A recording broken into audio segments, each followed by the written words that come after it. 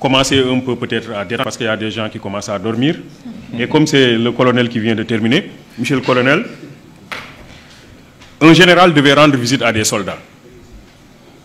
Et le général ne parle que français, tandis que les soldats ne parlent que wolof. À la veille de la visite du général, les caporaux ont réuni tous les soldats et leur ont dit que le grand chef, il vient demain.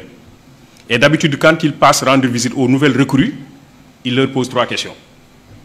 La première question, c'est quel âge vous avez? La deuxième question, c'est depuis quand vous êtes là? Et la troisième question, c'est est-ce que vous vous plaisez bien ici? Il pose ces questions en français. Mais vous ne pouvez pas parler français, vous ne parlez que wolof. On vous donne les réponses en français, vous les gardez par cœur et dans l'ordre. Donc, première question, quel âge vous avez? Vous répondrez tous 19 ans, mon général.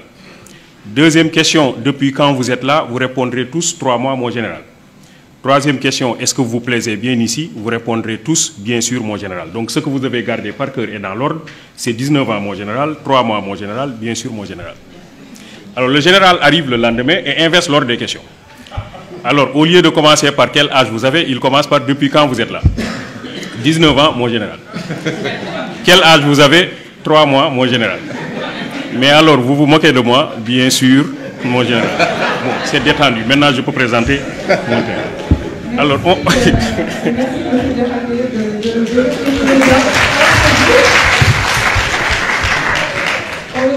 le colonel pour la session sportive ce matin. Éventuellement, on pourra peut-être faire venir à nouveau. Ben voilà. Merci. Alors, donc, si on compare le rapport entre l'Afrique et l'Europe sous la forme d'un match de football, je considère que nous avons mené une rencontre, l'Afrique et l'Europe, et nous en sommes à la mi-temps. Et à la mi-temps de ce match, nous avons encaissé 5 buts. Et nous n'avons pas encore marqué un seul but. Le premier but que nous avons encaissé, il me semble que c'est l'esclavage. Pendant plusieurs décennies, nos sociétés ont été soumises au régime de l'esclavage et les personnes les plus physiquement aptes qui devaient développer nos localités ont été arrachées du continent et orientées vers d'autres localités. Évidemment, il ne s'agit pas de pleurnicher sur son histoire, mais c'est la réalité. Pour moi, ça a été un but historique fatal que nous avons encaissé. Deuxième but que nous avons encaissé, il me semble que c'est la colonisation. Parce que tout le monde sait que le colonisateur, il était mu par 2 préoccupations. Première préoccupation, c'était piller les ressources économiques, mais même là, on peut dire que c'est jouable, on peut piller nos ressources économiques, on peut les refaire, on peut se rattraper. Mais la seconde préoccupation, c'était piller les ressources culturelles. Et ça, c'était plus compliqué. Le pillage systématique de nos ressources culturelles. Je reviendrai là-dessus lorsqu'on parlera de l'entrepreneuriat. Troisième but que nous avons encaissé, il me semble que c'est la néocolonisation. Le colonisateur n'est plus là, mais qui peut oser dire aujourd'hui qu'il n'est pas là? Je crois que la réponse du colonel tout à l'heure par rapport aux questions de sécurité montre qu'il est parti, mais qu'il est encore là. Entre les colonisés, dit Jean-Paul Sartre, le colon s'est arrangé pour être l'éternel médiateur. Et comme les mots sont des idées, dit-il, quand le nègre déclare en français qu'il rejette la culture française, il prend d'une main ce qu'il rejette de l'autre. On ne peut pas dire en français que je n'aime pas la culture française. Quatrième but que nous avons encaissé, il me semble que c'est la mondialisation. Normalement, la mondialisation devrait être une opportunité pour toutes les communautés. Mais telle qu'elle est en train de se configurer actuellement, la mondialisation semble prononcer davantage la marginalisation des pays pauvres, des communautés pauvres et notamment des pays africains. Cinquième but que nous avons encaissé, il me semble que c'est un but contre son camp. À mon avis, c'est tous les cas d'incivisme, de malgouvernance, de détournement, de deniers, etc. Je les appelle but contre son camp.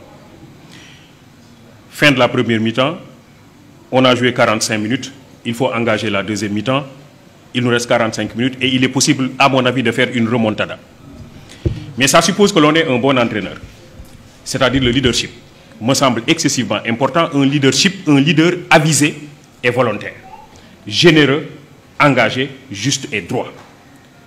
Deuxième chose qui me semble importante, c'est un 11 qui est prêt à mouiller le maillot. Un ancien entraîneur de l'équipe nationale du Sénégal disait que je n'ai pas besoin des 11 meilleurs, j'ai besoin du meilleur 11. On peut avoir les 11 meilleurs et ne pas avoir une bonne équipe. Par contre, avoir un bon 11, ça c'est pour des gens qui sont véritablement engagés. Et c'est à ce niveau-là précisément que je considère que quand on parle d'entrepreneuriat, il faut de l'engagement, il faut de l'opinion traitée, il faut de l'entêtement à la limite. Troisième chose qui me semble importante, c'est être soi-même. C'est-à-dire qu'il faut que nous nous disions que nous avons un passif historique et qu'il va falloir si vous voulez lutter contre ce passif historique, ça suppose que nous soyons fiers de nous. En réalité, pour moi, l'entrepreneuriat aussi commence par la connectivité à soi-même. Cette connexion à soi. Et un des problèmes que nous avons, c'est que nous nous ignorons nous-mêmes. Nous ignorons les innombrables opportunités qui sommeillent dans nos localités, parce que nous ne sommes pas connectés à ces localités. Dans les années 80, Abdou Diouf, qui était président de la République du Sénégal, avait mis en place la DIR. C'était la délégation à l'insertion, à la réinsertion et à l'emploi. Tout le monde se rappelle, bon, certains se rappellent de l'opération maîtrisard chômeur. Donc l'idée, c'était de prendre pour lui les maîtrisards en économie, qui étaient à l'université Cheikh Anta Diop. En son temps, c'était l'université de Dakar. On les regroupe en GIE et on les insère dans le tissu de production. Et lui pensait que si on le fait, on va rapidement accélérer la cadence en termes de développement économique. On a pris ces étudiants, on les a regroupés en GIE, tous les maîtrisards en économie. On leur a donné des véhicules pour le transport en commun, des terres pour développer la riziculture, notamment dans le delta, des boulangeries. Au bout de 2 ans d'exercice, pratiquement tous ces étudiants avaient fait déposer bilan, ils avaient échoué. Pendant la même période et dans les mêmes secteurs d'activité, des Sénégalais qui n'ont pas été à l'école française faisaient des miracles dans ces domaines, dans ces secteurs. C'était Lobat Fall dans le domaine du transport, Ndiaga Ndiaye dans le domaine du transport, Abdou Karim Fall dans le domaine du transport. C'était des gens comme Bokar Samba Dieye dans l'importation du riz et la distribution, etc. On pourrait multiplier les exemples. Et aujourd'hui, je crois qu'un des exemples que nous avons, c'est l'exemple de Mboup, je ne sais pas comment il s'appelle, le monsieur de CCBM, Serigne Mboup. Alors, la blague, c'est quoi? C'est que quelqu'un est allé chercher un emploi dans une grosse structure. Il voulait être gardien, parce que lui n'est pas allé à l'école. Il voulait être gardien dans cette structure. Il s'est présenté au directeur des ressources humaines, qui lui dit, est-ce que tu as une adresse mail pour qu'on vous envoie le dossier à fournir? Le monsieur dit, j'ai pas d'adresse mail. On lui dit donc, tu ne peux pas être gardien chez nous. Parce que ça, c'est le minimum, il faut avoir une adresse mail. Le monsieur part et en rentrant, il voulait acheter une barre de cigarettes et il a vu qu'il n'avait pas de boutique sur toute la ruelle. Dit, ça c'est une idée pour moi, je vais commencer par une petite table et je vais vendre des barres de cigarettes. Il commence par cette affaire qui marche bien. Après, il vend des journaux.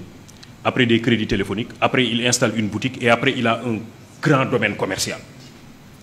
Et un master en comptabilité est venu le voir pour être recruté dans son entreprise. Alors, et le monsieur lui dit, moi, je suis titulaire d'un master en comptabilité, je veux être recruté dans ton entreprise. Je veux que tu me donnes ton adresse mail. Et comme ça, une fois à la maison, je t'envoie tout mon dossier dans ton adresse mail, dans ta boîte mail. Et le monsieur lui dit, j'ai pas d'adresse mail.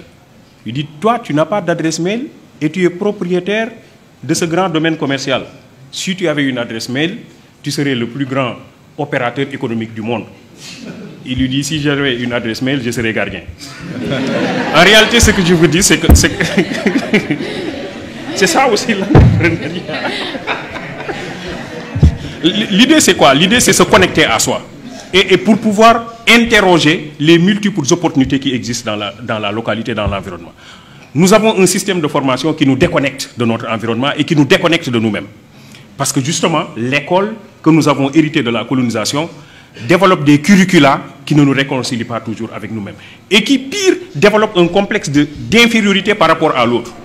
M. Diop parlait tantôt du benchmarking pour aller chercher chez les autres des choses qu'ils font et qui ne sont pas toujours adaptées à nos propres problèmes.